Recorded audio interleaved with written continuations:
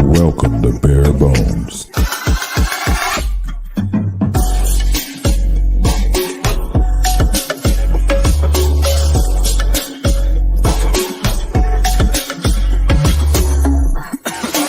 With your host,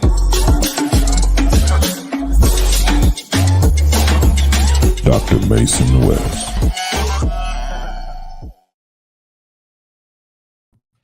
Welcome in, Bears fans, to this episode of Bare Bones. As always, I am Mason West, and as sometimes, because of the scheduling, we have Khari Thompson. Khari, how you doing? Doing all right. Also, thanks so much for acknowledging number one fan Maya. She's just left the room because I don't think she wants to deal with this the entire time. But maybe she'll return. Who knows? Good to be on with you. Good to be here. And we have, of the Bear Blog's fame, editor-in-chief, probably has a Twitch where he breaks down all the film. I love what I see when he does it on YouTube. Robert Schmitz. Robert, how you doing?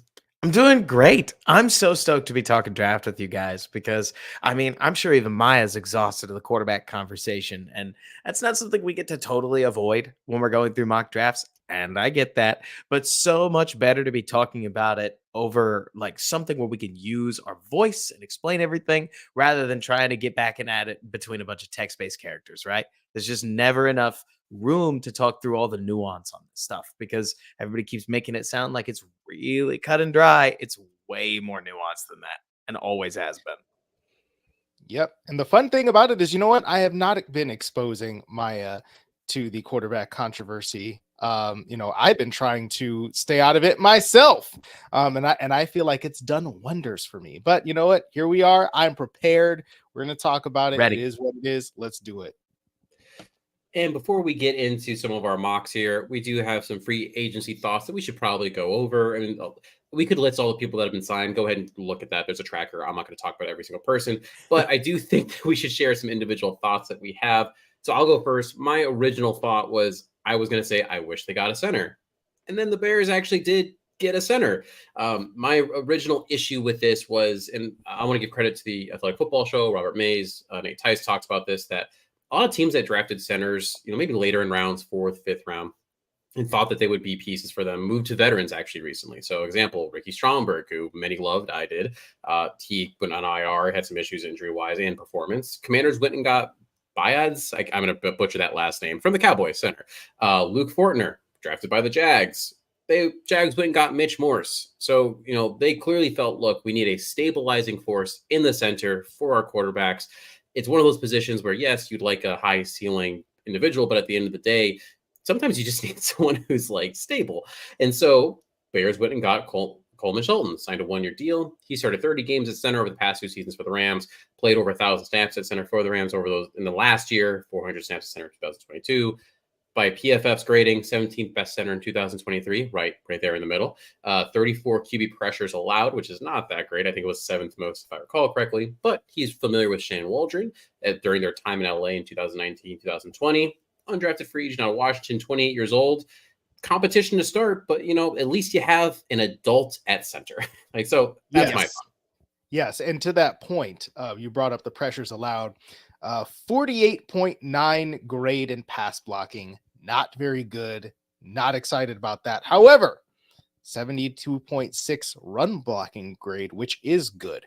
So I think that what this means is again, it's sort of like the move to bring in Lucas Patrick, right? A guy who knows the offense, a guy who can play center, can teach you the offense, all that stuff, yada, yada, yada. But what it comes down to ultimately is that can't, okay, maybe not that it can't be, but you shouldn't be thoroughly content with that. We'll see what the Chicago Bears end up feeling. Well, the good news to me, Kari, not to blow too much sunshine, right? But the Bears have unilaterally seemed to upgrade a lot of their depth positions. And I think this is a big one because we've now gone from having Mhm. 2 years worth of centers that don't actually start at center in the NFL. They're just starting Mhm. for Chicago, right? Because Lucas Patrick was a depth guard center that then became the starting center, but he wasn't really the starting center because at some points, Cody Whitehair, a guard that is now playing center, was the starting center. The closest the Bears have gotten to a designated starting center was Dan Feeney, who's a depth piece on every other team that he's played with. So hooray, the Bears signed a center that has held a starting job for 2 years in the NFL and has 30 games played over his last 2 years. Is that the world's biggest accomplishment? Well, not necessarily until you think about it from the perspective of, I know this sounds like a joke, but it's not.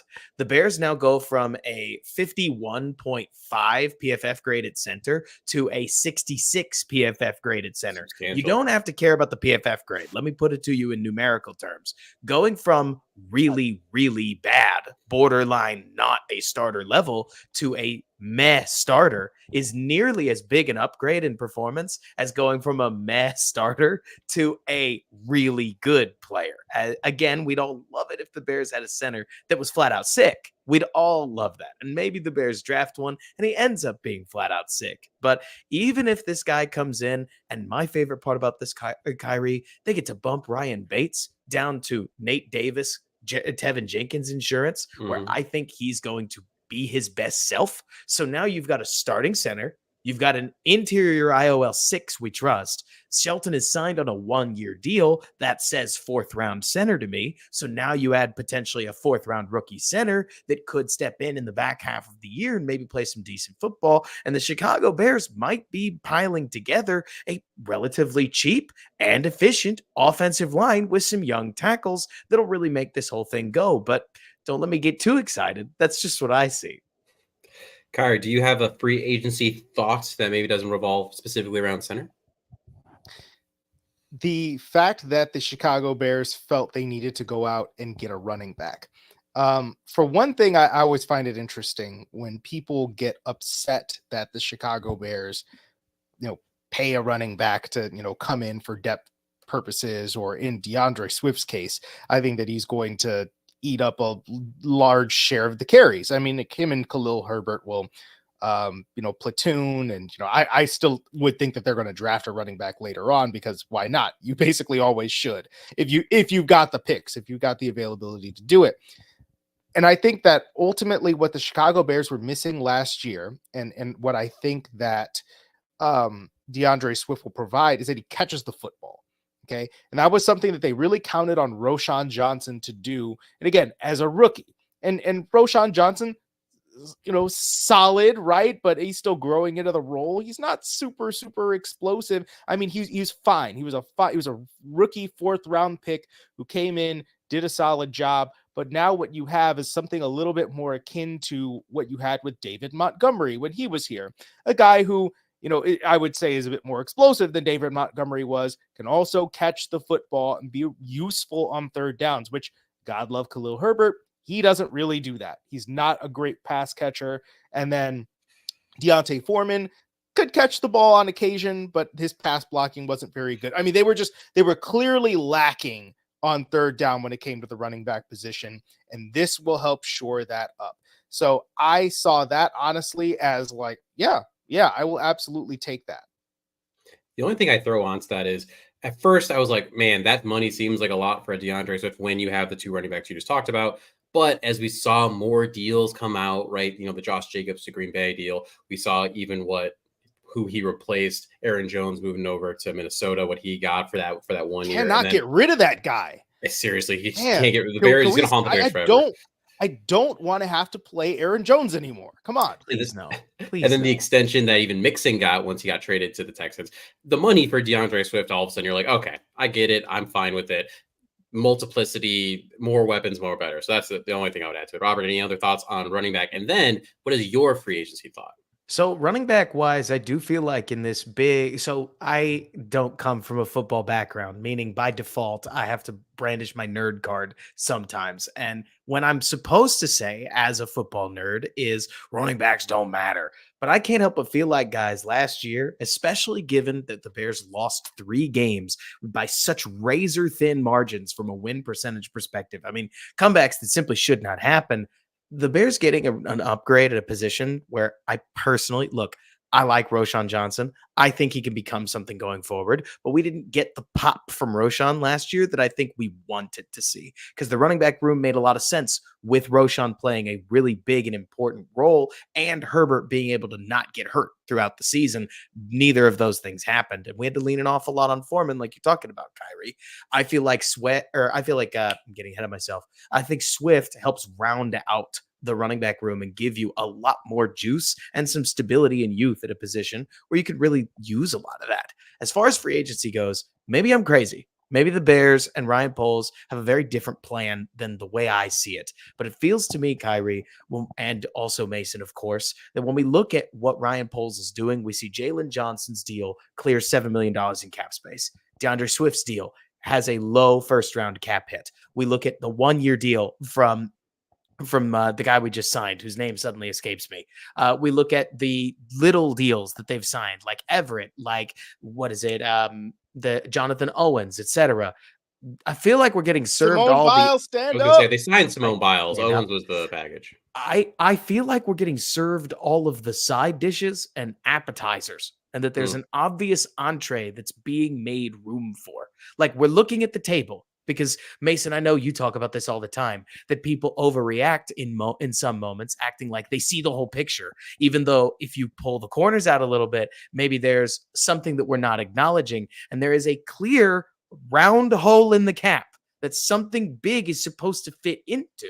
At least it seems that way to me. And that's even accounting for the rookie draft class. That's accounting for the $10 million that they'd like to take into 2024. It feels like there's a $15 to $25 million spot that something fits into. Is that Josh Sweat? Is that some other trade? Could it have been a Reek Armstead?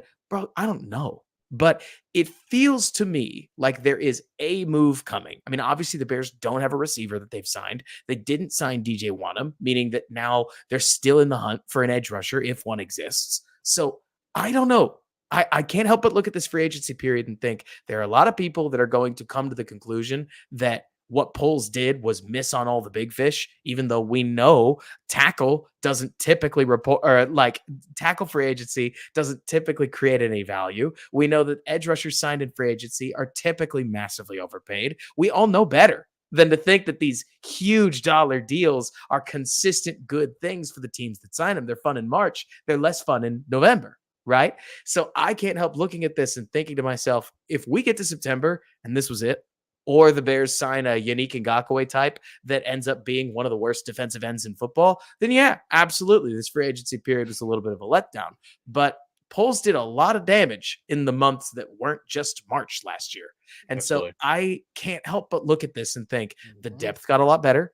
We saw some important moves on the offensive line. We have to know a veteran receiver is coming. You're not going into the draft with Tyler Scott as your wide receiver too. I would just be blown away. So there's almost part of me that wants to talk to the Bears fan that's hyperventilating and say, let's take a step back.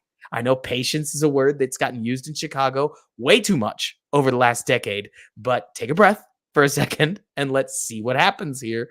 Because especially with Josh Sweat, you guys look up his mock draftable. He is the Matt Eberflus prototypical weak side defensive end. So I'm not saying that that's definitely something that's going to happen, but Philly needs a place to move him to. And just like we saw in free agency, a lot of other people filled up their edge spots. So where's he going to go? I don't know, but it could easily be Chicago. And I think that if you got somebody like him, everybody's going to go from this free agency period didn't work out at all to, oh no, Poles did pretty well for himself. Okay. You know what I mean? And you bring up a valid point. You know, it's going to be week 6, week 8, whatever it is. And how many times we look back and say the team that won free agency, like they're not winning, right? Or like Right. there's a contract that it didn't work out, or someone there's all these different stipulations that end up happening. So it's fun to get wrapped up in it because it's all we have right now until we get to the draft, until we And get it to feels like OTAs. everything's just going to obviously work until Yeah. Daniil Hunter, I don't know, ruptures his shoulder because he's he's nearing 30. Stuff happens. It's the NFL, right? And at the end of the day, there's a reason why all these guys are available for different reasons. I mean, there's a couple weird ones. Christian Wilkins should never have been available. It was just because the Dolphins' cap situation is a mess. But most of these guys are available for a reason. Last thing before we get to the mock draft, I have to ask you guys. So, Khari, I'm going to shoot this to you first. What do you say to the people who have come to the conclusion that failing to address wide receiver or edge in free agency and Justin Fields not being traded yet means Bears are trading the number 1 pick and then grabbing both wide receiver and edge in round 1 and draft a quote unquote young QB to develop in the first few rounds? You have the floor, sir. That's a lot. Yeah, he gave you the whole meal. So when you talked about drafting a young QB, you mean not at number 1? Is that the gist? In this situation, the individuals who are saying, because you didn't address wide receiver, you didn't address edge, and you haven't traded Justin yet. Clearly, you're trading down from number 1. I don't think any of that necessarily is a direct signal to those intentions. I think that if you listen to the broader discussion, and I mean, I know that we kind of float in the same circles and we hear a lot of the same things, that the overwhelming likelihood, remains that, we're still going to see Caleb Williams at number 1 overall, or I'll have an alternative situation to that, but basically a quarterback that will be taken high in the draft. And then, with the number 9 overall pick, you see a wide receiver. Now, obviously, because they're going to have an opportunity most likely to get one of those top 3 receivers, given some of the moves that we've seen where the Titans and Falcons have kind of snapped up wide receivers in the free agent market. Doesn't mean they won't draft receivers, but it's probably not drafted wide receivers. I would think not. Of course, that means that with your remaining picks, assuming you're not going to get much more than a day 3 pick for Justin Fields, should you trade him, you're not picking up a lot of blue chip talent. So your next pick is going to be, it's going to be a while to get there. So you got to live with that, though. That's the thing. And if you trade down from number 1, cool, you could do that. But are you necessarily going to pick up a second rounder if you do that? I don't know. It depends on where you're trading down to. If you're trading down a couple spots, it's not going to net you that crazy volume. And again, if you trade down from number 9, you're going to be missing out on one of those wide receivers. And you're going to most likely be picking something else. You might be targeting edge or whatever. So you can't have your cake and eat it too, necessarily. You could, if you trade number 1, but again, we're not operating under that assumption. So from that scenario, you got to sign somebody, don't you? Robert, your thoughts? So, look, there's a lot of ways to slice this cake, and most of them make the team better, if not all of them, right? If you trade down from number 1 and you do pick it, let's say that you traded down from number 1 to number 6. The Giants are absolutely salivating. They're willing to offer you number 1, because Khari, you mentioned that you might not get a second. I think you get at least a second if you move back from 1 to 2, and that's just 2. You go all the way back. You go back to 6. Easy. I'm talking about if you trade from trade from number 9 down. Gotcha. I might have said that wrong. If you trade down from number 9, you're not going to necessarily get a second. Oh yeah, if you trade down from number 1, you're going to have everything. You're going to have whatever you want. You get everything.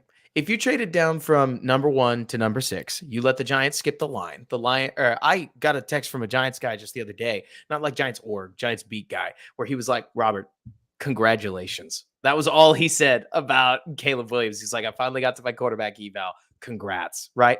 So you let the Giants skip the line. They give you at least 3 firsts plus more. It doesn't really matter what it is, because I don't actually think it's going to happen. If you did that, there's no denying that the Bears would end up so loaded to the gills with talent that there's a point where I think we all agree that Tyson Bagent is not the franchise quarterback going forward. But you start to build a team. Blasphemy. I know. You start to build a team where even Tyson could win 9 games. It's such a talented team that adding anything on top of Tyson Bagent at quarterback could get you 8 to 9 wins and a competitive team for the division, because it's just juiced out of its mind on defense. It's got all kinds of talent on offense. But I do personally think that we would end up a little disappointed because I do think the quarterback. So I think that you can trick the wheels out. You can get sweet spinners. You can get the best exhaust pipe in the world. You can work on the best fuel efficiency, like within your car that possible. You can add nitrous burners to your car. And if the engine isn't phenomenal, or it is even really all that great, which we're going to get there on Justin Fields, just riding the metaphor, the car still won't drive all that fast. Right. And so to me, the decision comes down to, what do you think of Justin Fields? And I'm a writer, guys. Like, I can give you my opinion that I think the Bears ought to draft Caleb, but that doesn't mean that I know what's going on in Poles' head, because the value play will almost always be trading down. Khari, we've talked about this on Bear With Me, the old version of my podcast, a lot, that more often than not, one player is hard to beat 3 players. Like, comparing any one player just on the value chart to that is difficult, because most players aren't Tyreek Hill, but Tyreek Hill is. And the moment you get Tyreek Hill, the Dolphins never look back. So now, and that's the thing. We knew Tyreek Hill was Tyreek Hill when that stuff happened. You know, when those trades happen. We think Caleb Williams is going to be Caleb Williams, or he might be not going to be Caleb Williams. He might be Caleb Williams. And I think the interesting thing about this, and I mean, I'm not going to necessarily go all conspiracy theory, but I couldn't not notice the fact that the Commanders picked up another 3rd round pick in the draft in that trade for Sam Howell. I couldn't not notice it. So they have how many picks in the first 100 picks? 6.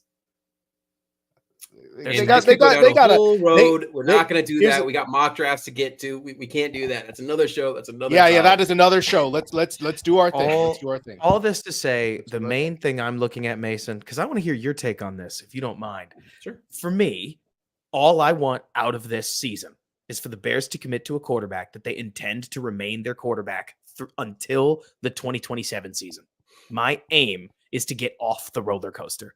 I could care less what it is. If you think Jaden Daniels is that dude, draft him at 1. If you think Bo Nix is that dude, draft him at 1. If you think it's Justin Fields, get him extended. I just want to be off the quarterback carousel. Because to me, what I keep hearing when people say, well, let's trade down, is that they try to bridge the gap between everything by saying, yeah, and then we could draft Bo Nix in the 2nd. And I'm like, that doesn't fix it.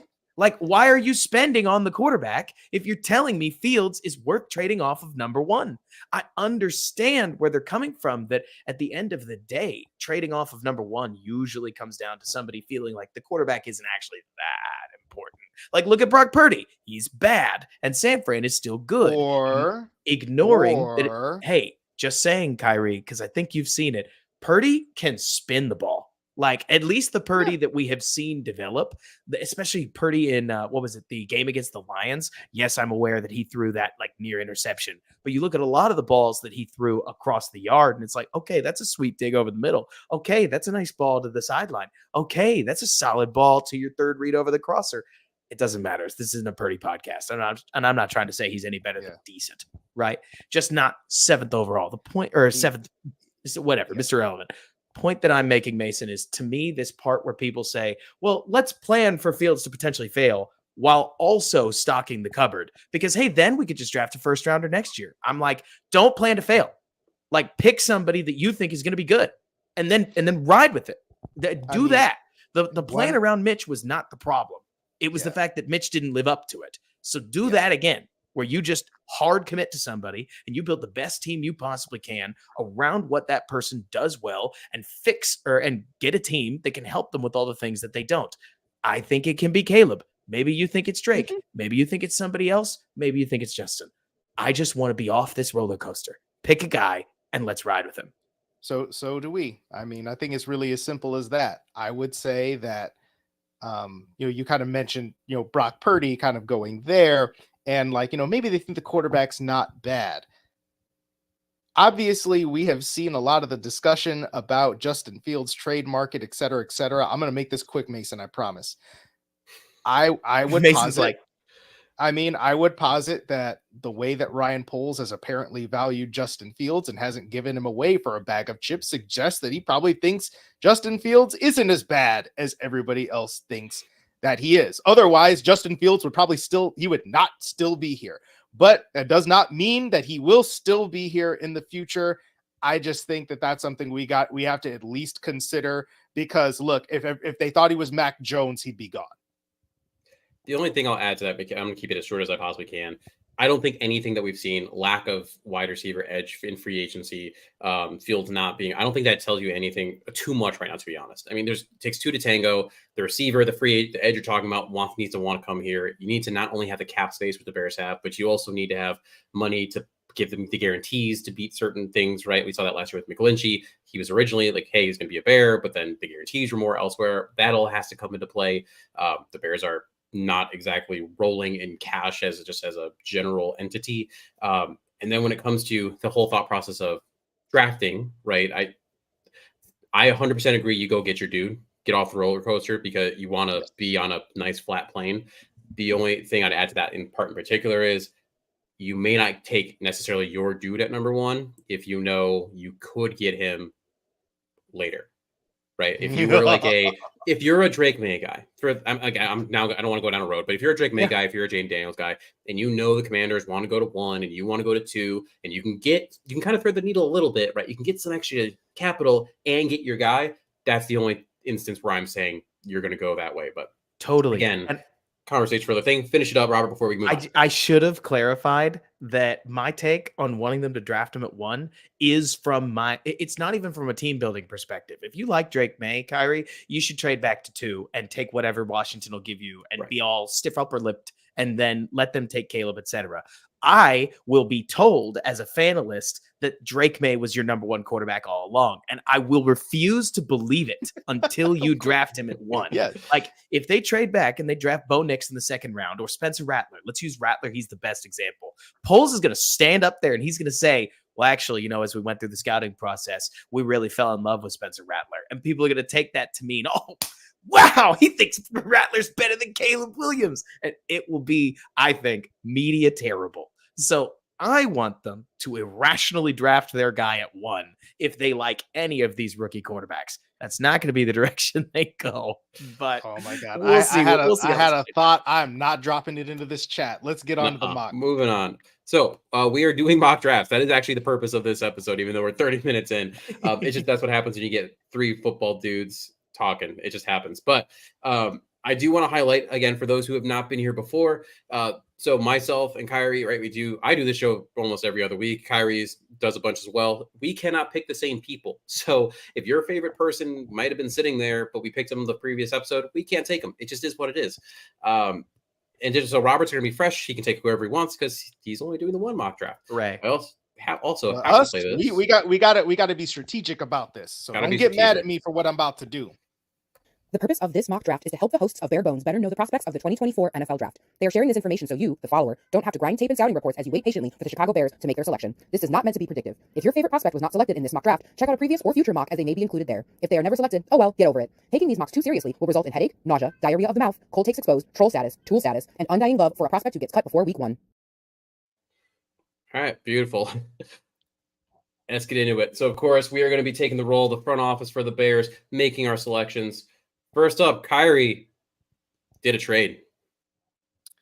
Yes, indeed. And you know what? Look, that's not even the whole of what the Bears would ask for and get from the Washington Commanders. I just felt like, you know what? Just for fun, let's go ahead and do that. But this would be a scenario in which the Bears basically run the Commanders' pockets and take the first 2 rounds of their draft completely. And then you don't got to worry about no 2nd round picks after that. We are good. As a matter of fact, you get the one that you had last year that you traded away, and you get a future first to move up 1 spot.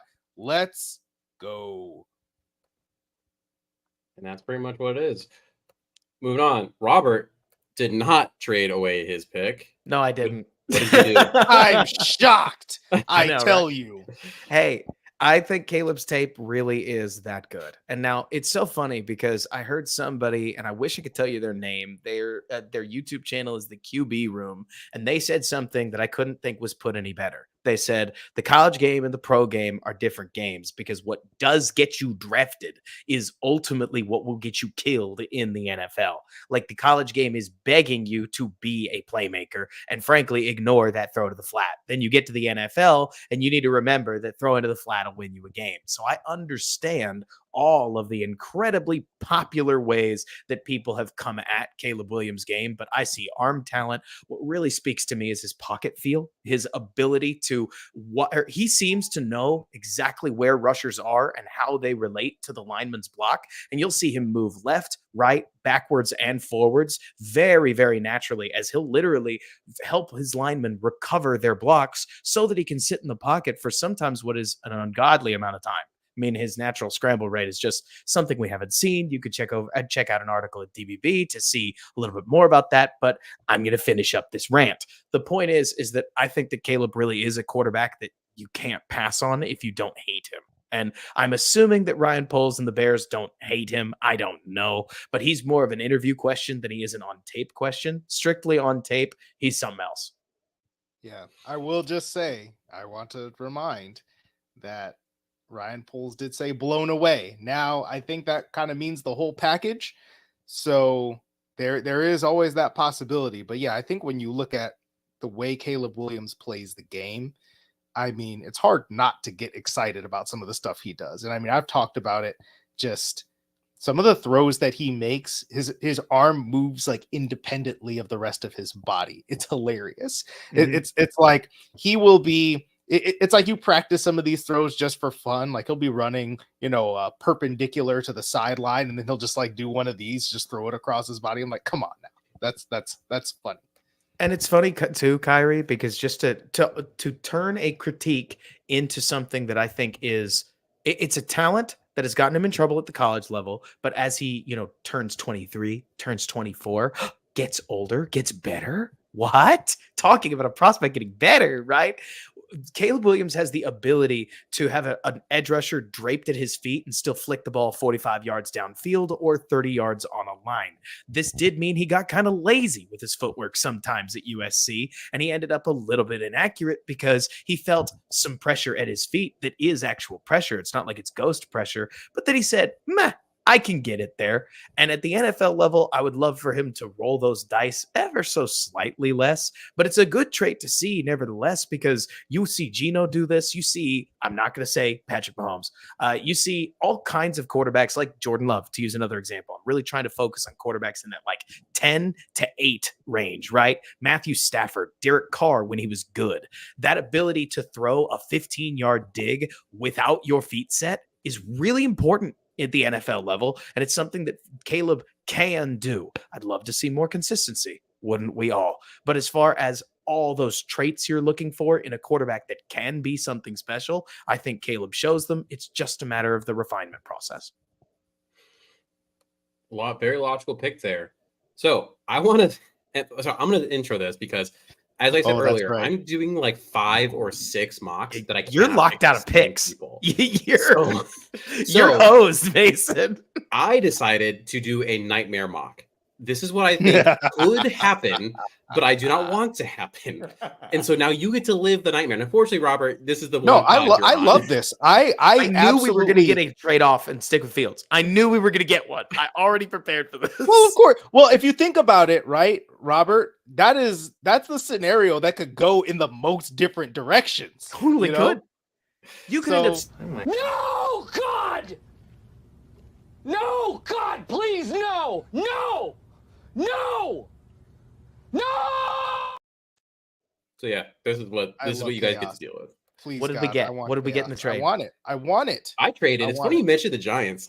Let's go. No player. No. What's his name? Oh, Dexter Lawrence. So here's the thing. I traded back to the 6th pick with the Giants. I got the 6th this year, the 47th in the 2nd round, their 3rd round pick, their 6th round pick, a future 1st, a future 2nd. I'm assuming I'm also gonna get a future 2026 because I can't do that in PFF simulator. Exactly. All that jazz. And also, I don't know, throw in Dexter Lawrence. I don't care. I got players. Kayvon So basically, Thibodeau. Yeah, I don't really care. In this scenario, the reason this might happen, because I do have to highlight this a little bit, is maybe in the top 30 visit, Caleb comes in and there's something funky. Poles just has that feeling. It's Sonny Weaver in draft day where he's calling up everyone and no one went to Caleb's birthday party. Or maybe it was always like that. This world He exists. also doesn't like Drake, and he also really likes the progress he's seeing from Justin. Like you say, it's a lot of things. There's a lot of layers into why this would happen, and he just is so blown away with all of the things he'd get, not just by moving one spot, but multiple spots backwards. So in this alternate universe, this is what I did. Just strap in for what I'm doing later. Khari, you only moved down that one spot, and you took this man. By the way, I do have a feeling that after that pro day visit, we might see a little bit of a bidding war go on behind the scenes. I would be very curious to see if that yields anything. But yes, in this situation, I did not keep Justin Fields. I drafted Jaden Daniels, and the reason being, honestly, it feels more like a Ryan Poles, Matt Eberflus, I like the cut of your jib sort of player. He's an older guy. He's experienced. He's actually probably not as old as you think he is. It seems like he's been playing college football for like 7 years. He's really only just 23 years old. So still a lot of football ahead of him. Honestly, in watching his tape, and I understand obviously the critiques about not throwing the football over the middle enough. I've seen a number of people say that the offense just didn't ask him to do that a whole lot, but he probably can do it if you ask him to do it more. And I understand the reason people are hesitant about that, given what we've seen the last 2 years with Justin Fields not throwing the ball over the middle very much. It's honestly, like, not to get too off on a tangent, but one thing that I did see was that Jaden Daniels threw the ball over the middle less from a percentage standpoint than any college quarterback in the last like 10 years or whatever, except for Justin Fields, right? Though it was interesting to see Justin Fields threw the ball over the middle a ton as a rookie, and then that slowly dissipated. So maybe you could look at it and say, if you get Jaden Daniels in the right place, in the right system, that has answers that you feel better about, that you start to see this stuff more. And you can find those throws on Jaden Daniels' tapes. You can find him throwing the backside dig, right? It's not like it never happens. So I think that it's possible there. He doesn't have the raw, oh my God, arm strength, but I do feel like his feel for throwing the football is better than you would expect from other people, the kind of evaluations about it. And he doesn't necessarily have that, like, wow, Caleb Williams or Drake May, where they're chucking it off balance 50 yards on a clothesline, but his deep ball is adequate enough. I think that he has enough velocity to get it wherever he needs to go. I feel like he actually has a decent feel for modulating his throws, and he has a lot of different clubs in the bag. And he's not Lamar Jackson in terms of speed. He's not Justin Fields in terms of speed, but the slippery elusiveness, it reminds me of a Lamar Jackson, or people threw Randall Cunningham out there as a comp for him. I also just think the experience that he's coming in with, and I everything I've heard about him is that he has interviewed well and is going to interview well. I could see him going into a room with Ryan Poles and Matt Eberflus and winning them over immediately. So that's part of the impetus for me doing that. And look, I think Drake May, you could say he definitely has way more arm, more upside. He's younger. You can tap into more of that. I just think Jaden Daniels is more ready to go right now. And hey, Khari, just to throw some stuff out there, because Jaden Daniels is an electric runner. I mean, it sounds very similar to somebody who's very close to home in Chicago, and I get that, right? But the part about Justin's development that I think is going to be, it's going to end up being written about a lot, and they're going to, I think, unfairly skew Justin's development as, well, this is always who Justin was going to be. He had these same issues coming out of college. These are apparently unresolvable issues because we watched this happen with Fields. And look, yeah. I'm pretty critical of Fields on my YouTube channel, and you can go review or watch any of the game reviews, and I'm going to own to all of that. But Mason, we've talked about this offline. Matt Nagy looked like he was making progress with Justin Fields.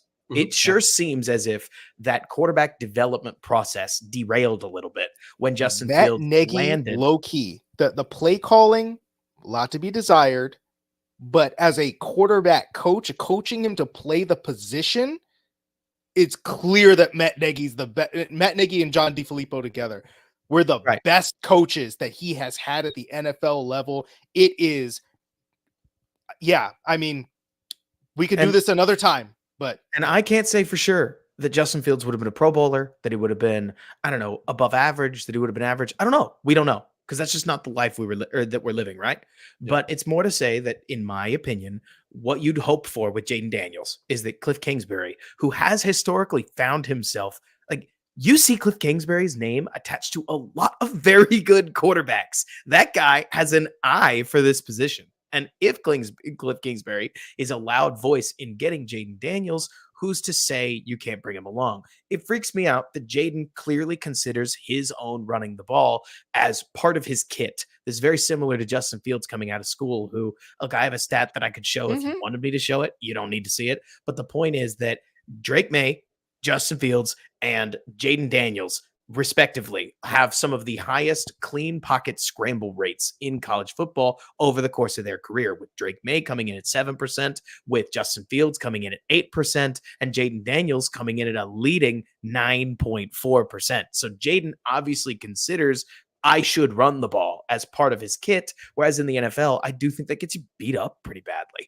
By the way, Caleb's number in that was a 3% mark that was only just about a half percentage ahead of CJ Stroud. Not that we need to make the comparison, but it's more to say, Khari, I like Jaden Daniels. I think it's my supposed archetype of person that's supposed to not like Jaden Daniels. He just has a lot of flags that have to get ironed out by somebody, and I hope he's able to iron them out without getting the snot beat out of him while he tries to run through people that are 20 pounds heavier than him. He's out there offering up his body to the Lord when he's running. You cannot be acting like that. They're vicious. They're vicious, and he's not Josh Allen. Yeah, see, like, even Josh freaks me out. Oh yeah, well, okay, low-key, Josh Allen's an idiot.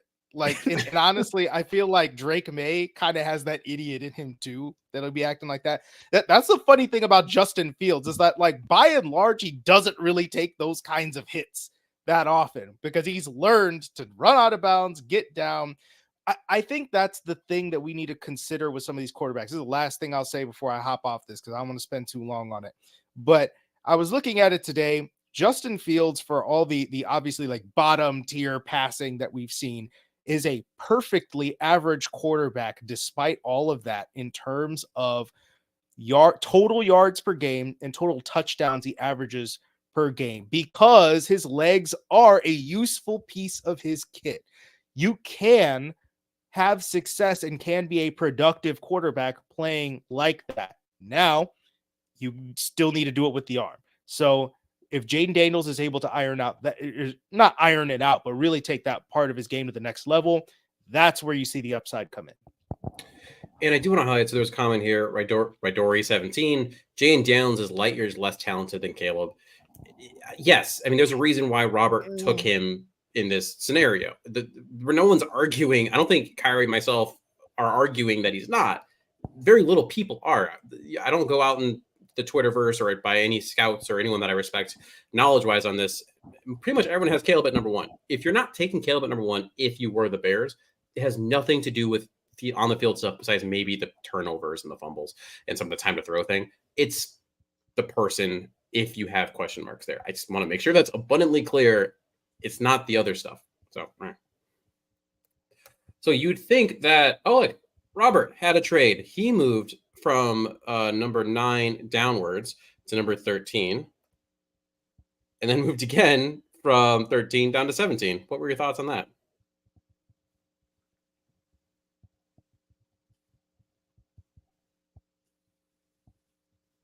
Oh, Robert, you're muted, I think. Oh, no. Thank you. No worries. So first of all, I should make it clear. I am hardcore receiver pilled.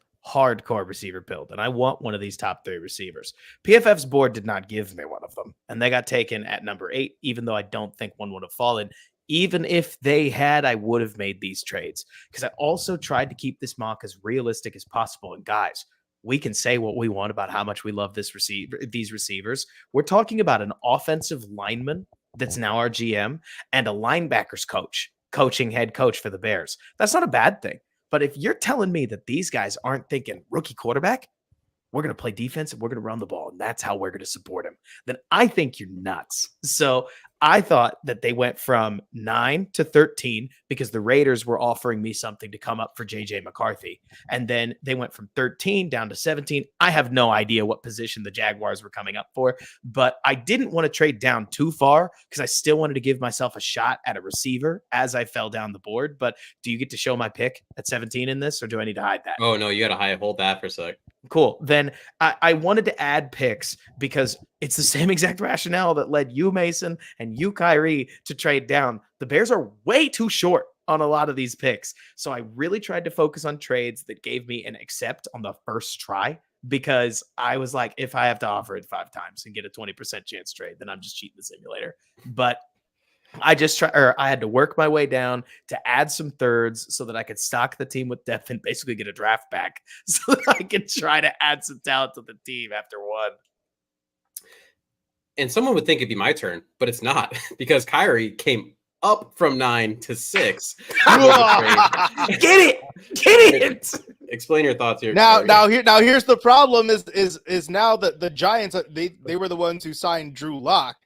So now my scenario got blown, my spot got blown up a little bit because the Giants now have a backup quarterback. But you know what? Swap it out for the Chargers. I don't care. Yeah, all right. Whoever. I wanted to come up and get me a wide receiver. Let's go. So Khari, explain that pick at number 6. Because a couple of reasons. Number one, we want wide receivers, right? We want to support our young quarterback. The other thing is, you look at the last couple of drafts, even going back, I think 2021 was a good example of this. With Tua Tagovailoa, Joe Burrow, and Jalen Hurts, they all got receivers that they played with in college that helped them become stars. Joe Burrow got Jamar Chase. Okay, Tua Tagovailoa got Jalen Waddle. I was over here trying to remember which Alabama receiver went where, and then obviously Jalen Hurts got, oh my goodness, which Devontae is it? Oh, Devontae Smith. Yeah, I was having a hard time there. So why not go ahead and get Jaden Daniels, his guy, and Malik Neighbors, and that is chemistry you ready made. There you go. It's a smart pick. I know I previewed him in a different pod. I think it was when I took Drake May, like the one a couple ago. I mean, it's after Marvin Harrison Jr. is kind of pick your poison or your sweets, depending on how you want to put it, between Malik and Rome Odunze. And if you're going to take Jaden, why would you not pair him with someone that he knows? It's worked out for the other guys. Neighbor slaps. I finally get to go. Oh my God, that's right. This is your first pick. I'm sitting here at pick 6, and again, nightmare draft, but what could happen? What would make sense in this scenario besides bolstering the defense? Of course. And I want to put this out there. I love Byron Murphy. I do. If there was a different scenario where like you had your quarterback set, you had your wide receiver set, whatever, Byron Murphy would be a great pick for the Bears because they need a 3-tech, and he's a good 3-tech. But in this scenario, you need other stuff. So Byron Murphy, 6 foot and half an inch. This is the I hate Bears fans draft. 297 pounds. He ran a 4.87 40 and importantly a 1.69 10-yard split. So the reason I do like him, this man is a globe made of muscle, explosive as hell with tools and talent to become a productive 3-down defender in the right scheme. And his first step is awesome. No major injuries. Elite combination of strength, balance, and flexible power in that lower half. Super twitchy first step. Can flex with power, gap shoot, or pass rush. Combines power and technique well along with sudden hands and quick feet. A lot of pass rush moves with plenty of counters. Has shown a nice swing move to escape defeat blocks, flash decent push, pull, and club moves, for example. He has a sharp football IQ, quickly diagnosing plays and adjusting his approach to disrupt offensive schemes. Highly instinctive, and his motor is one that would make Flus orgasm. Plays with an intention to hurt you. He is violent. And AFC area scout said, I know people love talking about T'Vondre Sweat, But Murphy's the guy who will be the better pro. If he was bigger, he would be talked about as much as any defensive tackle. Now, the problem with Murphy is he can take on double teams, but I mean, you don't really want him doing it. He is smaller at that 6 foot, just under 300. Lack of arm length, so it's harder to separate, has a habit of diving at feet when tackling the backfield, and production is lacking. I mean, he only had 5 sacks and 8.5 tackles for loss last year, and you're really betting on his ascension. Now, my comp for him, Ed Oliver, Larry Ogunjobi, pre-injury, and schematically, 3 tech and even fronts. Quentin at Bucket Stats did a great breakdown on him that I'm going to link in the chat, but also tweet out. So if you want to go check that out at West Sports PT. Again, my problem isn't him. Love him. You don't want him over receiver, quarterback, some of these things that you just absolutely need out of this draft. And, if it was another year, another scenario, he'd be a great pick. But in this nightmare scenario, he just is not. Look, Mason, here's what I think is so funny about this. Again, I'm going to be that guy who's going to say, if you're football pilled hard enough, you got to recognize that a sweet 3 tech, and I swear, Mason, if you draft an edge rusher, you're only going to make this point even more aggressively. Matty Eberflus is not about to, Khari, come on. We know this, right? Matty Eberflus is well aware, especially if you're not taking a rookie at number 1, you got to produce this year. So why would you hire Shane Waldron and then give him all the keys to go produce? You coach the defense. You call the defense. If you're going to go out, you're going to go out in your own damn shield, right? And this is how you do that to me, Mason. It's like, well, we got you all these future picks, but now we got to finish our defense. We got to get a baller on the defensive line. Maybe another one. Like, I'm not about to say that I would love this. I think I would probably be tearing my hair out at this point. But if you were sticking with Justin Fields and trading off of number 1 and you weren't taking a rookie quarterback, then yeah, this is something I actually think makes a lot of sense. Dominate defense, run the football, Going back to 85. Look, honestly, look, here's the thing, I just want to put it to all of y'all Bears fans and me in here. No matter what the Bears do, just laugh about it. Let the chaos flow through you. Don't get mad. What's the point of getting mad about any of it? Have fun with it. Oh, I get to go again. I forgot I ordered it this way. Hey, so staying at pick 9, didn't trade back. You got, your 3 tech, you passed on Caleb already went, Drake May already went, Jaden Daniels already went. I know what's about to happen. I mean, you go AJ McCarthy, quarterback out of Michigan. You start this conversation with one word. He's a winner, right? I mean, and it's not even like I'm joking, but seriously, he's won at all levels: high school, college, won a national championship. 6'2", 219 pounds. He's on the smaller side, but hometown guy who grew up in LaGrange Park. I've actually gotten to speak with him a couple times and worked with him. He's a great kid. Trained at the next level quarterback training with Greg Holcomb. And a lot of the JJ hype comes from the person and personality. Like, you heard that coming out of the combine. I mean, he lit up every room he walked into. He's the, you talk about, why am I blanking on his stupid name? Who's his old coach in Michigan? Oh my God. Harbaugh, Jesus. Harbaugh, like, we called him his son, basically, that, from another mother kind of thing.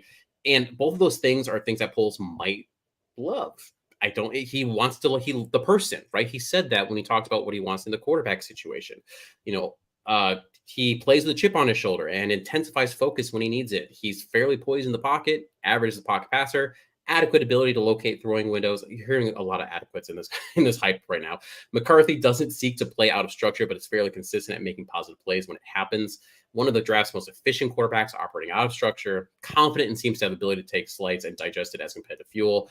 Pretty damn athletic guy, actually, who can run the ball when you need to. And there's a lot of room for improvement. He really hasn't reached his full potential. And con-wise, small frame, as I already mentioned, the combine didn't help him. There were some throws that's like, who are you throwing to on this? His ball placement and timing need to improve to help mitigate his average operation time to his wind-up release. He's sluggish getting through progressions and gets stuck on a first read and leaves throws behind moving targets. His deep balls are slow and you don't get a lot of air under him.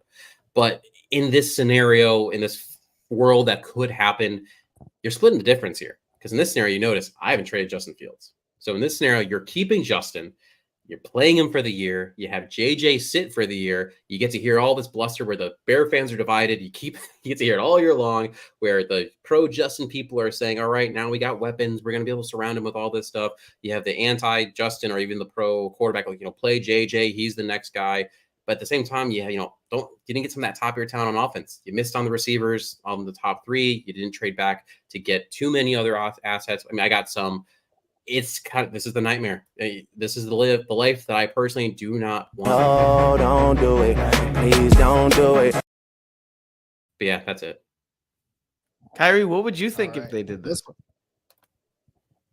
I think it's honestly, I'm not even gonna lie. I think it's possible. I don't think that they will do it, but I mean, look, because again, JJ is one of these guys that I could absolutely see him just having the interview room just like by the throat, with that those good old Midwestern values, and not aw shucks, and not like Mitchell Trubisky, but that clear like, yeah, like if you count on me, I'll work my butt off every single day, and I won't rest until I win a Super Bowl. Be like, yeah, no, I mean, look, I feel like they're probably gonna like JJ McCarthy.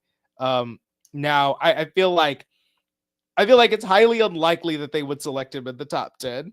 I think they would be happy to let somebody else do that. I think we've seen this with Ryan Poles and the crew, is that like, yeah, they might like a player a lot, but not in the first round or the second round kind of thing. Like, we like them, but later. I feel like JJ McCarthy's a guy that's like, we like him, but later. I think so too. I mean, look, the biggest problem I have with picking JJ, like you're saying, Mason, it's a nightmare draft because it could happen. The biggest problem I have is because this is the only quarterback I've ever written about when it comes to watching the Bears. Usually the second to third to fourth best quarterback in the draft. Usually the guy taken around this area where everybody cites, well, Josh Allen was taken 8th. Patrick Mahomes was taken 10th. He was taken 9th. What do you mean he's bad? What do you mean he's raw? What do you mean there's all this to go off of? And he would immediately send the fan base into do you want to play Fields? Do you want to start JJ immediately? Oh my God. I mean, the Bears fans would just fall in love with JJ McCarthy so fast. Mm-hmm. Oh my God. Suddenly all the people that are right now all the way behind Justin would be like, what? Where did this McCarthy wave come from? Because everybody would be at the first loss of the season. Bang! They would slam their hands down and they'd say, you got to play JJ. You got to put JJ in. And it's like, I can imagine what it would be like to cover this team. And it sounds like hell, but at least they'd have a bunch of future capital. So you got that going for you. Oh, Let's go. Yeah, you guys just wait. It keeps going. Okay, look, we have not made it out of the first round. We got to rapid fire this, buddy. So you were the one that decided to do a whole monologue in like the first 30 minutes. Don't even come at me about that. Robert, you're on pick 17. Yep. And you traded back twice. And we picked Jared Verse because, like I said to Khari and like I said to you, Mason, I tried to keep this mock realistic. And I think that Matt Eberflus, given the lack of a free agency move that we've got right now, would look at edge and he'd say, what are you talking about? We signed Josh Reynolds and we have Tyler Scott. The rookie's got enough receivers. I don't have an edge. Get me one. And so they'd take Jared Verse, who's going to be a solid edge too, pretty much right out of the gate. Dallas Turner was already gone. And I think Latu was the only one on the board. And I think Latu's sweet. I just don't think he fits what Flus wants in a defensive end. And I like Verse plenty. I really do. And if the Bears did have what's the guy's name from Clemson last year? I ended up getting drafted by the Bengals. If you remember who I'm talking about, fill it in. But having yes, it was Miles Murphy. Having a dog at edge on your other edge that can come along as a pass rusher and as a high motor guy that can play with power, push the pocket, defend the run well, 3-down defensive end that then you can rotate other guys through. You know what? For Flus's defense, this would do a lot. The Bears were able to constrict any any offense that they had the defensive line advantage over. That just wasn't a whole lot of offenses at the first part of the year. And once they added Montez Sweat, they smashed a couple of them. You add a little bit of extra juice and Matt Eberflus gets what he wants. Don't worry, Bears fans. I do get us back some offense later, but we got to get there. Cool. You know what? I think if the Bears trade down from number 1 and they maintain those 2 picks in the top 10, I think receiver goes first, and then Jared versus your pick at number 9. That's what I think happens. Khari's up, round 2 in the second round, pick 36. Big man. A big athletic tackle who is a RAS beast. Kingsley's got what 30. It's interesting because the scouting reports like his arm length could be an issue in the NFL. He got 34-inch arms. I don't know what you're talking about. Like, I feel like he fits well in this, and he's somebody that could push Braxton Jones. I feel like an underrated part of this. I don't think it will happen necessarily, but an underrated piece of the Bears offseason discussion is, look, if everybody's on the table and anybody could potentially get traded, it's like, why wouldn't somebody why wouldn't you see what you could get for Braxton Jones, a perfectly league average tackle?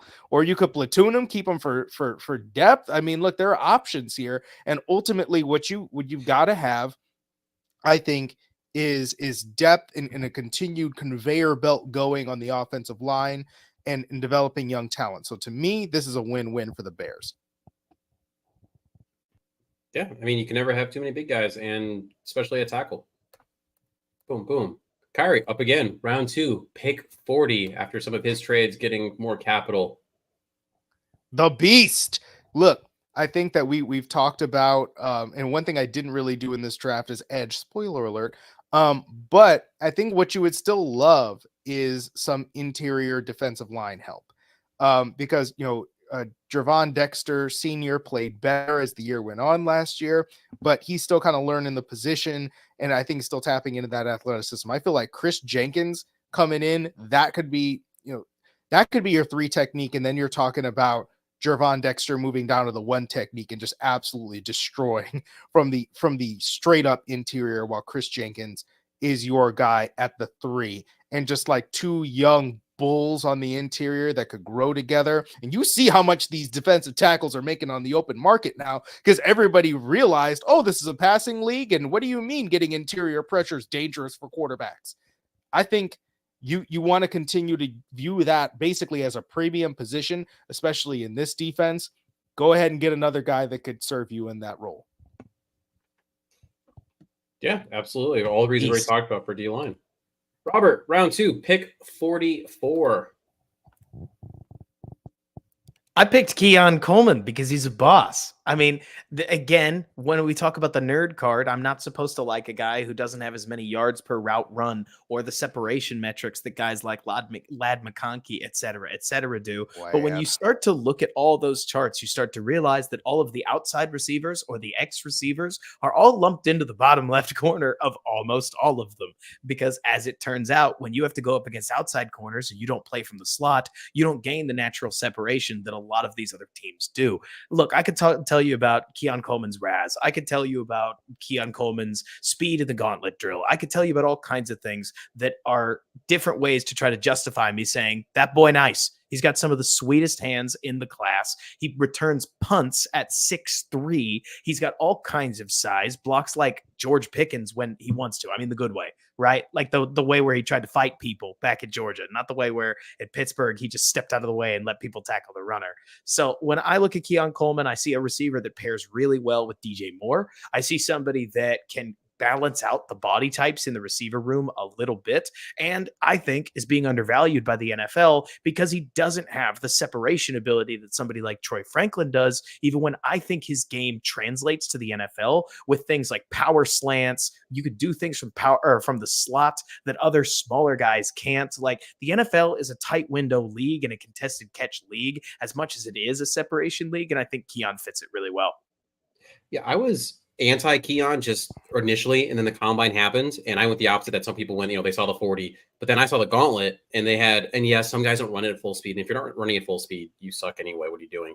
But, he topped out around 20 miles per hour when doing the gauntlet, when a lot of these guys who ran a faster 40 than him, right, were like 18, 19. And then I think you might be able to talk about this better than I can, Robert. There was some stat that they released where it was like looking at like play speed or something like, I can't remember. I got to find the link to Next that. Gen Stats basically released a timed ranking on how fast was everybody when they actually ran their routes. And Keon was 2nd to 4th in the overwhelming majority of those routes because his ability to throttle his speed, his 10-yard split, for instance, in his 40 was in really high company. Keon is a bursty player that just doesn't have that 5th to 7th gear that some of these other guys do. But you really only see that gear on posts and 9 routes, right? Most of football is played with your burst. And so Keon's ability to drop his hips while maintaining the fact, Bears fans, this is, if you want me to sell you on Keon, this is the best way I could put it. Keon wants to beat the tar out of you. Keon is one of the most physical receivers that I've watched in a while. And I'm not about to tell you that I'm some draft savant that has like a 50 receiver Rolodex, but guys, normally we see Javon Baker and we go, that guy can play X. Keon Coleman will meet you at the top of your stem. And Khari, if you go watch the Clemson game, I think it's Clemson, you'll see him at one point throw a DB 5 yards off him. Cat is stumbling backwards as Keon cuts to the outside naturally and catches the ball. And the DB never gets there. The safety has to come in and make the play because he just jacked him. That kind of physicality to me speaks to that Kyle Shanahan, we are more physical than you attitude that I want the Bears to instill. And I think it fits. Yes. And I mean, I think we just basically have to ask the question, can you play football? Yes. Also, play speed and 40 times speed can sometimes be two entirely different things. And we have seen it the past couple of years. People will look at somebody's 40 time. People looked at, and I'm not saying they're quite the same level of player, but people looked at Kyle Hamilton's 40 time. We're like, well, can't make that guy a top 10 pick. Now he's the best safety in football. Right. People looked at Kyron Williams' 40 time, be like, can't draft that guy. Now he's one of the best young running backs in the league. Look at Jordan Addison in division, right? People were pooping on his. Hilarious. Continue. I'm back up. Round 2, pick 47 of the Please Don't Do It draft. Darius Robinson, edge out of Missouri. I got to keep stacking the defense here. Yeah, you got to do this. No help for Justin or JJ in this fake scenario. And again, there's things to like about the player. I mean, this is the Eberflus edge, 6'5", 285 pounds, 34.5-inch arms, decent times, 173, 10-yard split. He's got some pretty powerful hands with twitchiness that allows him to shed blockers easily. Talked about that arm length. It helps maintain leverage, high motor, strong and physical, good arm over move that he uses as a counter on the bull rush. And he will unlock even more pass rush moves, more polishing and schooling. But he's a damn bull in a china shop. He's so frenetic, lacks control at times, does not play under control, and lacks awareness, has the measurables, but the true athleticism is a question. When you see him move, and as a physical therapist, I need to watch how the quality of people's movements. He is a clunky mover, stiff and robotic, limits the amount of finesse moves he can really do, lacks burst acceleration, and a pretty predictable pass rush. It's like, here's one move. Oh, you stopped it. I guess I'm done. He needs to find better angles and entry instead of this predictable charge down the middle. The issue is he's a project. And in round 2, I don't necessarily want someone that's that much of a project. I want someone that I can throw out there and feel relatively comfortable with. He's still learning. He's a puppy when it comes to playing this game. He's kind of a Desmond Bryant, if you think of Raiders, Browns defense tackle, or more recently a Keon White, who the Patriots took their second round pick in 2023. The player might end up ultimately being fine. He's got a lot of potential, but when you need so much offensive help, and also you kind of need some people that are going to help you right away, because as of right now, right, you got Montez Sweat, and then you got DeMarcus Walker, who you don't really necessarily want outside only. You need some edge help. Khari, round 3, pick 70. Dun, dun, dun, dun, dun. Renardo Green, a guy that I've seen some of my favorite scouts really be talking up a lot. Now, I think that one underrated thing about the Chicago Bears situation right now is they have done a great job, awesome job with their cornerback situation. I mean, bringing back Jalen Johnson, love it. They've got some talented young players, Tyreek Stevenson. They've got Kyler Gordon playing better football, and they've got Terrell Smith, who can play corner and maybe a little bit of safety as well. But you can never have enough good cornerbacks in this league, and I feel like this is a value pick here for a guy that I think his stock has really been rising. Going back to the Shrine Bowl, I was there, and he was one of the more consistent, kind of playmakers out there. He just gave everybody a hard time, so I was really impressed by him down there. Absolutely. You can never have too many corners. I don't know. I keep saying that for different positions, but you keep hitting positions where you can't have too many of these kinds of guys. My next pick, round 3, pick 70. I scooped up Xavier Worthy, wide receiver out of Texas. Now, I want to start this by, I don't think he's going to be there. He's going to be a end of round 1, beginning of round 2 guy. And that's kind of the reason why I don't like this is because he's going to be there because of that 4.21 40 time that he ran, which is fantastic, but that's going to elevate him more than what we've seen on film. I mean, he's 5'11", 165. He's paper thin. My comp for him is Darnell Mooney, but faster. And we know Darnell Mooney's kind of injury stuff that he's had. I mean, Worthy will find separation if he can go vertically or across the hashes against man coverage. Deep speed requires additional defensive attention to him, so he creates space and loses coverage for teammates. And he can break the initial tackle. He's going to create problems on the defense. And is good. He's got great short air explosiveness, twitchy yet controlled, good route running tools, quick feet, loose hips, but needs to hone those tools a little bit to make it more consistent. And his ball tracking has improved. However, way too many drops. Like I talked about, he is small, teeny tiny. I'm worried about him breaking. Lacks play strength, so he's going to be like a slot guy. I don't think he can really get off the line. Needs to improve his efficiency and quickness off the ball. On film, you can literally see him take reps off. If he's not getting the ball, it's just lazy. I don't like it. And too many careless drops, like I talked about, and a poor ability to win the ball in the air. He's got potential to be an average starter, but in this scenario of this thing, right? I mean, I haven't taken a receiver yet. This is the first receiver. And can this be your wide receiver too? No, I don't think so. His stock is going to be elevated because of that 40 time. And now you're just going to be the Oakland Raiders if you're taking him, in my opinion. To me, Mason, it's so funny talk about Worthy because, again, I'm always going to come at this from the background of, okay, what would it do for the team? Well, it would give them a major speed threat, right? This guy would basically be Tyler Scott, but better. Right. And then you look at how would the fans react? Well, the fans would immediately say they got Tyreek Hill. We're good here. We're good. Now we got DJ Moore and we got Tyreek Hill and we picked him up in the 3rd round.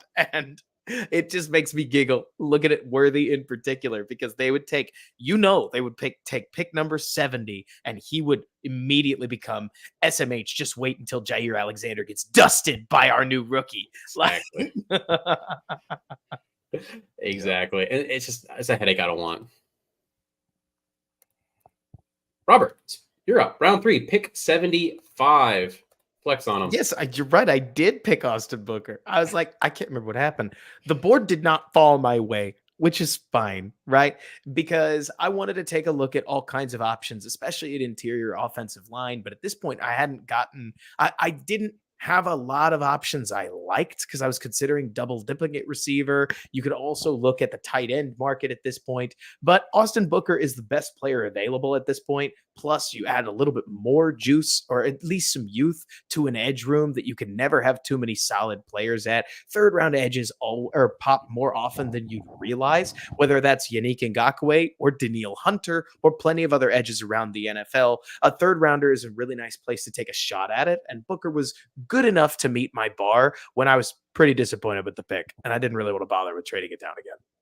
If I can be really honest with you. If this was like real and you were like, yes, pick, you would do it, but like for a mock draft, like, come on, just give me a player. Exactly.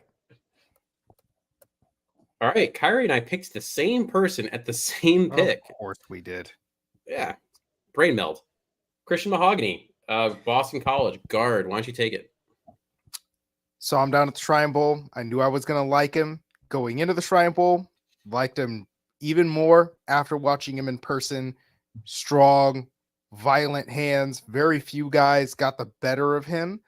And just watching them do the full team drills. I mean, this is, a couple of days of guys running an offense that they're not used to running. So you wouldn't always see a lot of big plays, but the big running plays that there were very often happened running behind that dude. Because number one, you weren't getting through him once he got his hands on you. And the athleticism to get to the 2nd level and just the little subtle things to open up a hole, I was a big fan of.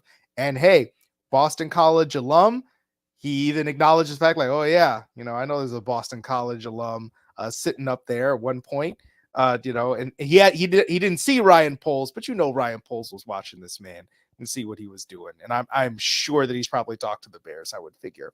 But I just think he's a really good player at a position that, again, there is a lot of uncertainty at the guard position. I feel like from a health standpoint, when guys are healthy, when Nate Davis and Tevin Jenkins are healthy, it's great. And obviously you have Ryan Bates now, but there are questions about what happens after that.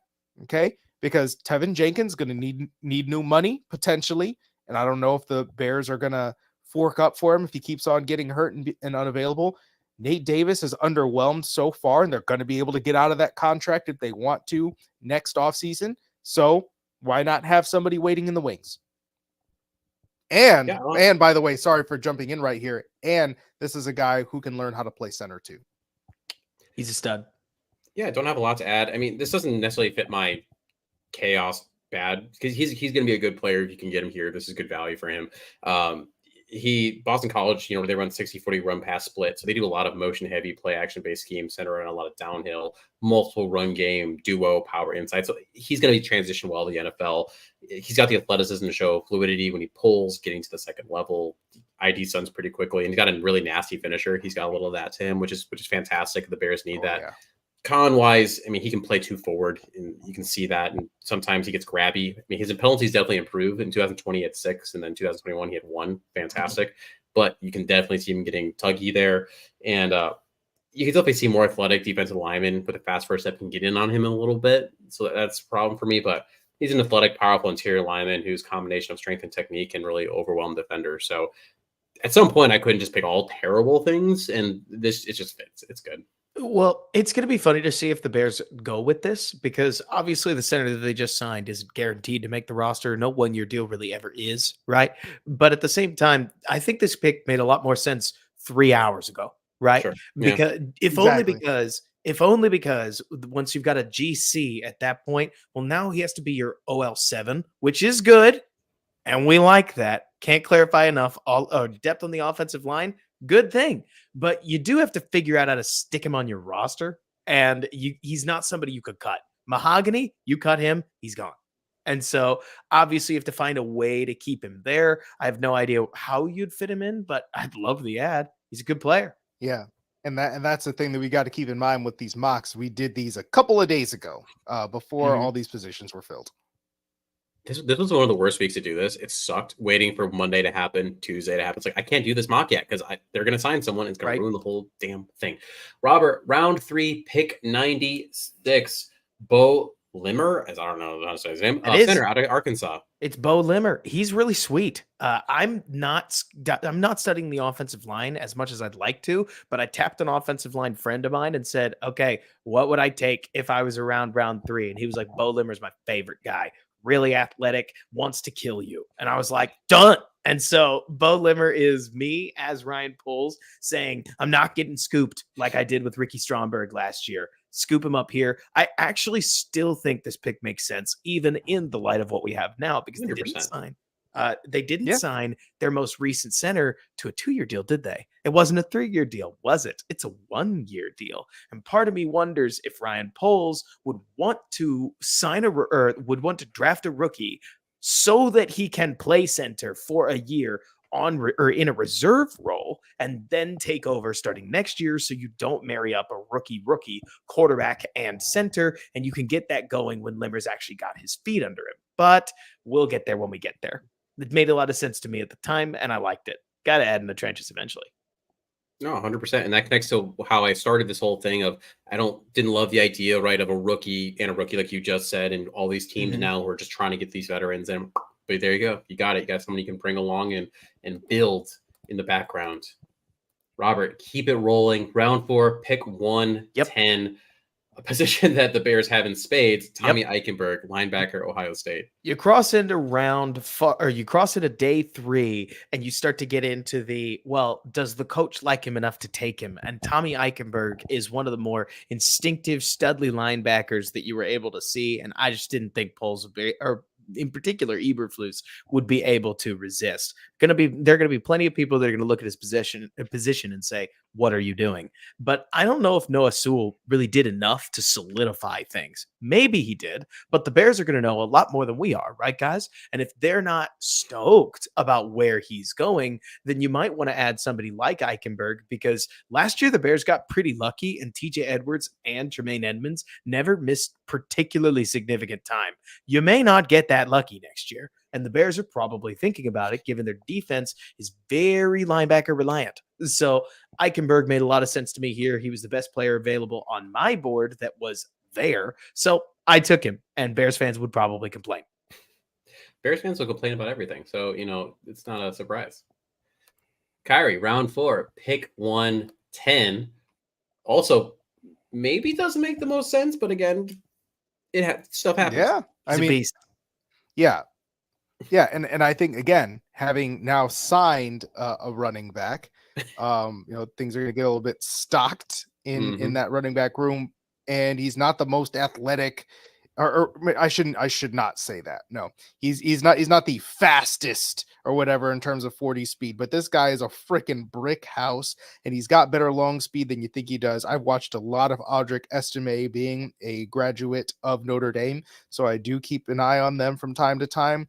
I mean, he is your just typical like workhorse running back. Just give this dude the ball and let him pound it out 3 yards in a cloud of dust. But if you mess up an angle, he can go take it the distance. He can go take it, for a good long while. This ain't Jordan Howard now. He can run away from you a little bit once he gets a full head of steam. And I really respect the way that he goes about it at that size. He can really do it all, and he's not going to be an easy guy to get through in terms of protecting the quarterback. So look, he's just a guy that I like. What can I say? Yeah, I don't love the narrative that's been going around so far this offseason during this free agency period, where one of the reasons that these veteran running backs are getting paid is because there aren't good enough running backs in this draft. And it's like, well, no, you don't have the Bijan or the Jahmyr Gibbs, like the top guys, but these rounds 3 and 4 are filled with very useful, workable running backs, depending on what you want in your style. And if you want a 3-down bruiser that's just going to get you yards, it's the whole Ezekiel Elliott, can you get me 4 yards? Yeah, I got you, coach. Can you get me 6? I can get you 4. Audric Estime is going to always get you 4 and might break something a little bit here and there. So, I mean, it's a fantastic pick and he's going to be very good. But, as we are very talked about, not as much in hindsight with now DeAndre Swift getting picked. Mine disappeared. It's going to be coming. Don't worry. Robert Ford, pick 116. Go ahead. Mine for some reason's out of order, but it's fine. We'll come back to mine. Malik Washington, wide receiver, Virginia. So it's a copycat league, and I think the Bears are easily going to be one of these teams. Kyrie, we agree. He rocks, right? Because you saw him at the Shrine Bowl, right? Was he at the Shrine Bowl? He was one of the best players there. It's sweet. He's sweet. But beyond that, when it comes to this copycat league theory, I think that there are going to be a lot more teams that meet the eye. They're going to look at the Packers and they're going to say, shotgun approach to drafting receivers obviously does something. And so it wouldn't surprise me to see the Bears double dip. Do they think that Malik Washington is definitely better than Tyler Scott? That's not really the point, right? It's about adding talented players and letting them duke it out to see which one's going to be the next oh my gosh, Wicks. And his first name, Dontavion Wicks. Thank you. Who just comes out of nowhere and surprises everybody, or Samaje Toure, or whichever other Packers receiver you were impressed with last year that wasn't Jaden Reed. And so Washington fit my board perfectly. He fit that attitude of, I am entering this draft with the intention to double dip, and I took him, and I would be very happy with this one.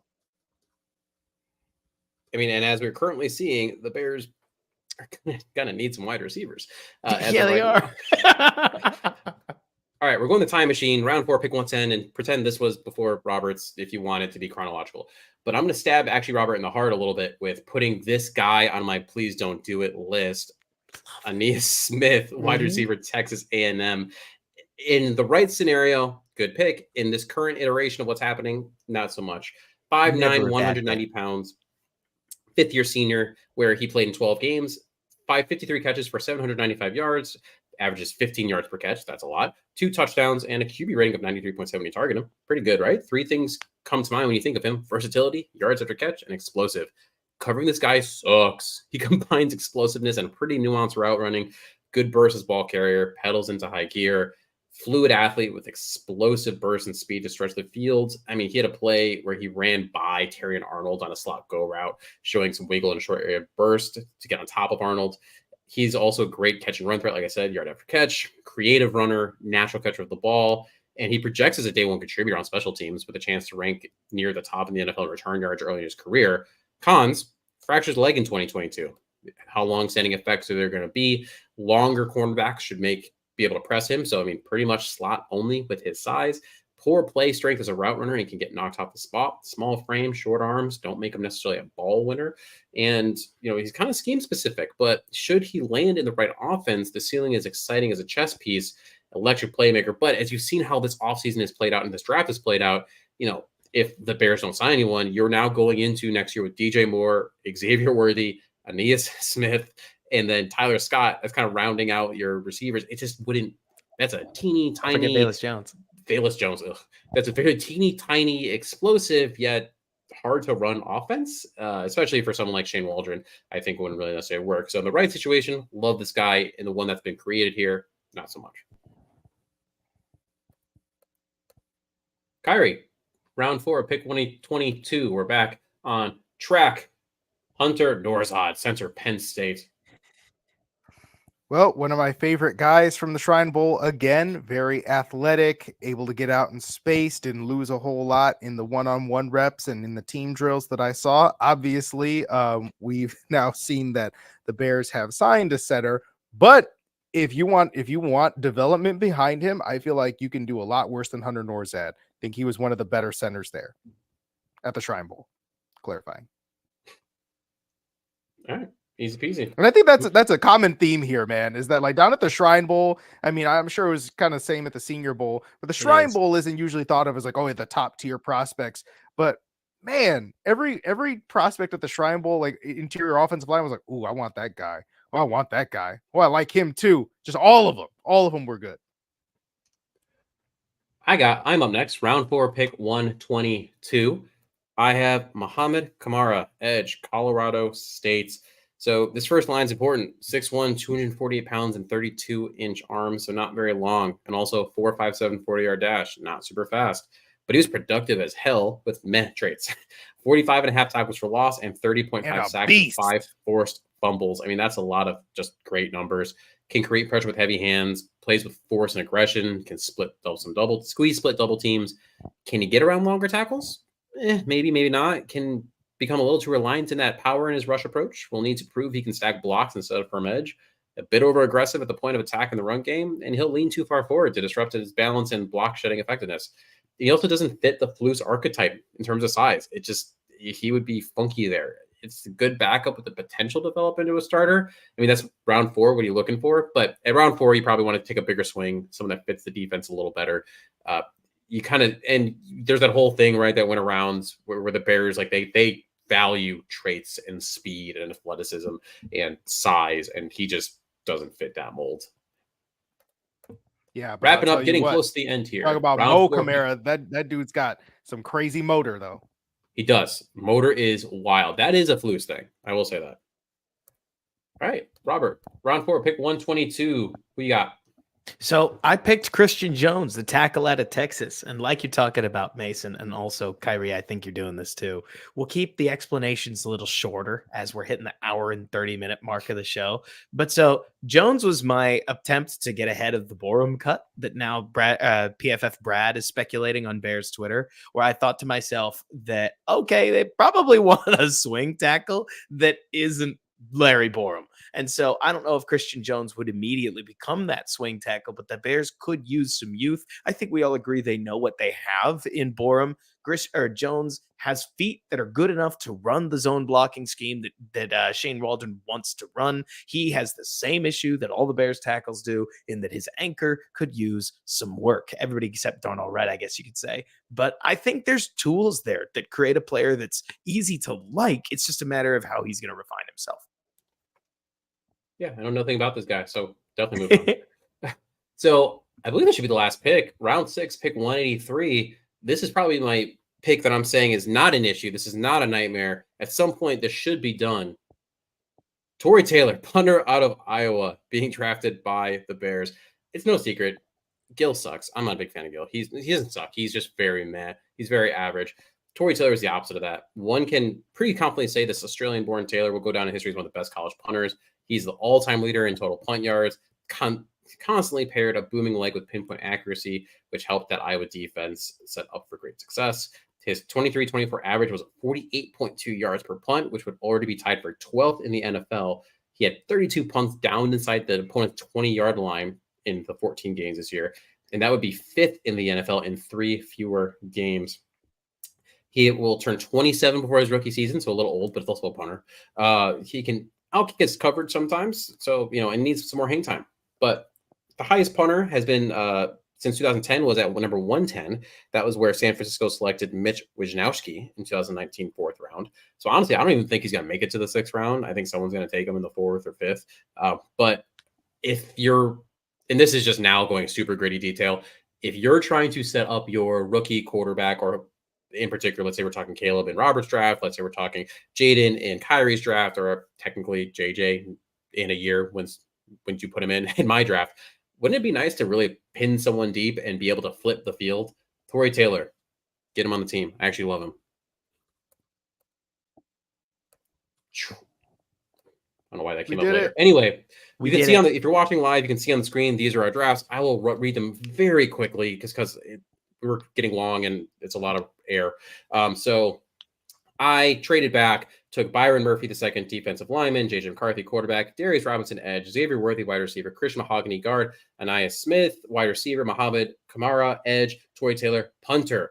Robert took Caleb Williams at number 1, Jared Verse, Keon Coleman, Austin Booker, edge, Bo Limmer, center, Tommy Eichenberg, linebacker, Malik Washington, wide receiver, Christian Jones, tackle, and Kyrie rounded it out with trading back just a titch, getting some nice draft equity there. Jaden Daniels at quarterback at number 2, pairing him with his teammate, wide receiver Malik Neighbors. Kingsley, not saying that last name, at tackle. Chris Jenkins, defensive lineman. Renardo Green, cornerback. Christian Mahogany, also at guard. Audric Estime, a beast at running back. And Hunter Norzad, center, someone to groom going forward. So overall, three very different takes. Obviously, I think we know if we kind of polled the 1,600 people who were listening, who they take. Which draft they take, but kind of what are your thoughts on these three, Robert, as we wrap up here? So I think that all of them present all kinds of different options. I think that's the magic of this Bears offseason, is that there are a billion different directions that the Bears could go with this thing, and all of them do make the team better. The only problem I personally think ends up getting created by looking at all the three of these drafts is that Kyrie, let's say that you were dead set on Jaden Daniels, and Mason, let's say that you were dead set on Justin Fields. All three of us view taking that guy as the bird in the hand. Like, the problem here is that it's hard to unite over a quarterback and therefore a team direction that isn't your preferred one. When you hear, okay, they're going to do defense and run the ball, but at least we have the quarterback we like, that's acceptable, right?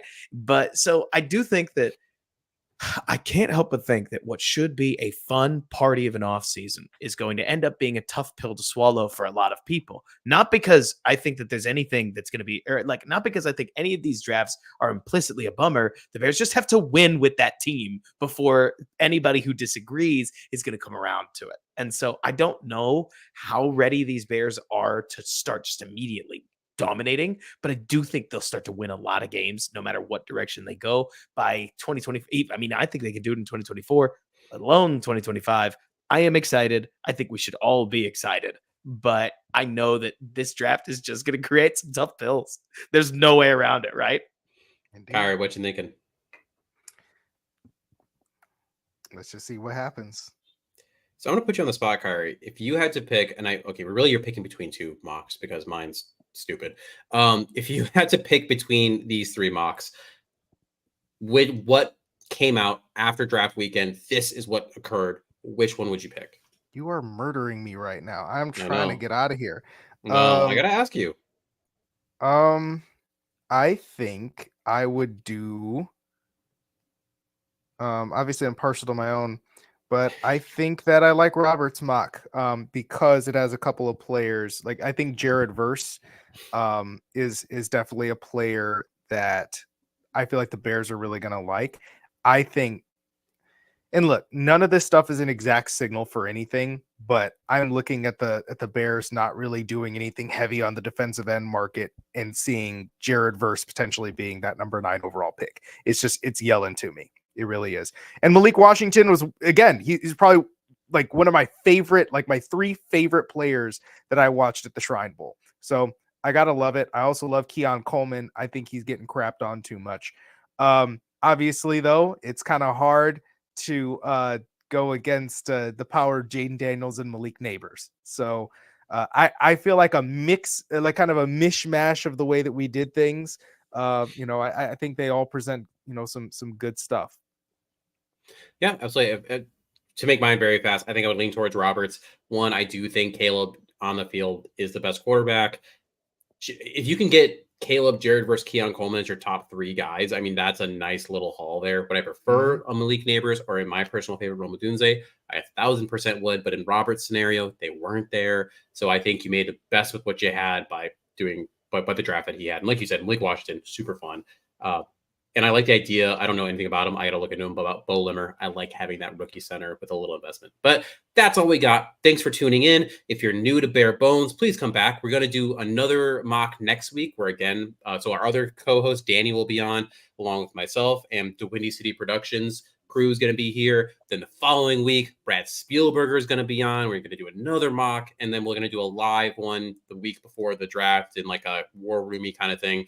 But Robert, for those who do not listen or follow you, where can they find your work and your information? Find my YouTube work at Robert Schmitz NFL. Find my writings at dabearsblog.com and my Twitter at the handle that is written down here, Robert K. Schmitz. And thank you guys so much for having me on. It's always it was a blast having you on. Thank you so much for joining us. Yeah, that's all we got. Everyone, bear the hell down. Hopefully we sign a receiver soon.